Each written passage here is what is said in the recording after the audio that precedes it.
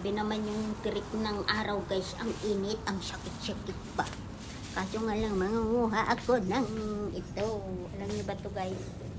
Ito is yung andrographis.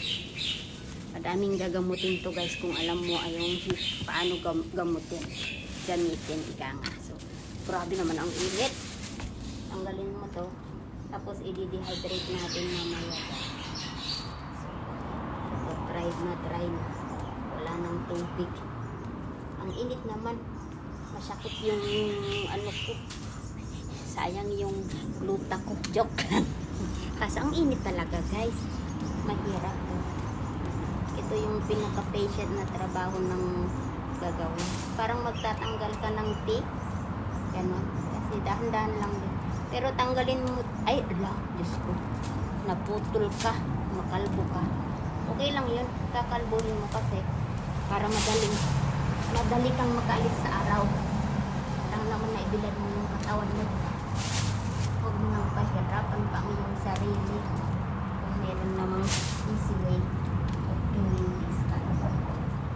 At dahil na kailangan mo nang palitan yung mga videos mo. So ito na lang ang i-content ko guys. Wait lang para makita. Kasi nga kailangan natin tanggalin ang mga to. Yung maganda-ganda, huwag mo nang putulin. Ganun. Hindi pwede kasi madaming tangkay. Dahil pag madaming tangkay, papayat na yung mga dami niya. Siyempre, parang mga nanak sa din. Expiry yung mattress. Expiry yung mattress. Ako na walang anak na expiry na rin. So, ayun. Wala ka rin pag-asa. Kahit wala kang anak kung na-expiry yung mattress mo, wala na din pag-asa. Patay ka to. Hindi din magandang matangkat. Tanggalin mo to. Ito yung mahal yan na ano.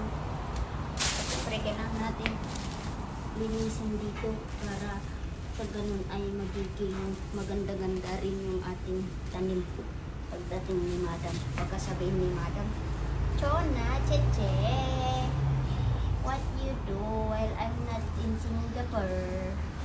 Sasabihin din patay tayo. So, kailangan linis-linis ng confidence. Super dry na pala. Ito yung prutas na napakamahal. Ito yung prutas na napakamahal. Ito. At ito. Yung ganyan lang yung bunga. Yan, mahal dito sa Singapore guys. Punta ka sa NTUC. Grabing mahal yan. So, ayan. Linis ng konti. May kagandahan ng tignan. So, ayan. Di ba? So, wait lang. Lagyan natin ng ito. Ito yung kalungay. Hindi pwedeng patay tanggalin kasi sinili yun ang ulam. Inuulam ni yung kalungay. Ay! Dami pala yun. Kailangan mong dalahin para sa ganun ay super dry na pala yung atis ko guys, kaya wala nang bunga kasi walang tubig.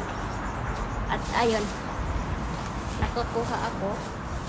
Spray muna natin yung ito, madami pa pala dito. Ayan, ito yung garden ng mom ko na iniwan sa akin. Dito yung curry leaves, ang payat-payat naman, at lemongrass. At ito yung atis ulit. Pagpapatuloy natin dito sa baba guys na manguha din kasi madami din dito sa baba nalalanta na, kaya kailangan kong kunin din saktong-sakto pagdating ng mom ko. Madami ng powder at diba guys, at dito ulit ako sa aking garden. Tignan nyo yung aking mga tanim. Ayan yung malunggay ko, nilagay ko dito sa araw kasi pag walang araw pala ang liliit yung dahon. Ayan, hindi na healthy. Pagdating ko, hindi na healthy yung malunggay kong isa dito sa loob. Pero dyan sa labas ng gate, maganda. At ito yung kalamansi po. Ang liliit na yung bunga kasi nung umuwi, pagbalik ko dito, ang dry, sobrang dry. Walang tubig. Iba lang kasi yung kasama ko, hindi siya talagang hindi sila gagarden ng mga Indonesia dito. Ito, nagtanim ako ng sibuyas. Ayan. Umuusbong na sila guys. Saktong-sakto sa Chinese New Year. Kasi ang sibuyas dito, yung dahon, mahal na kapag Chinese New Year. At ayan, so kuha tayo ulit ng andrographis para sa ganun, kasya yung isang machine.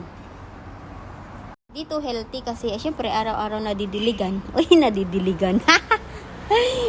Hindi nagka-dry. Joke lang. Biro lang kayo talaga. Ito, sobrang healthy niyan. At ito, namumulaklak na. Ito yun. At ito. Ito guys. Alam niyo to? Ayan. So, ayan. Kuha muna ako ha.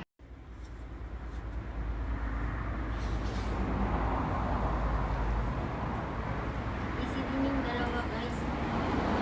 Lilinis ko ng bahay ni Lola.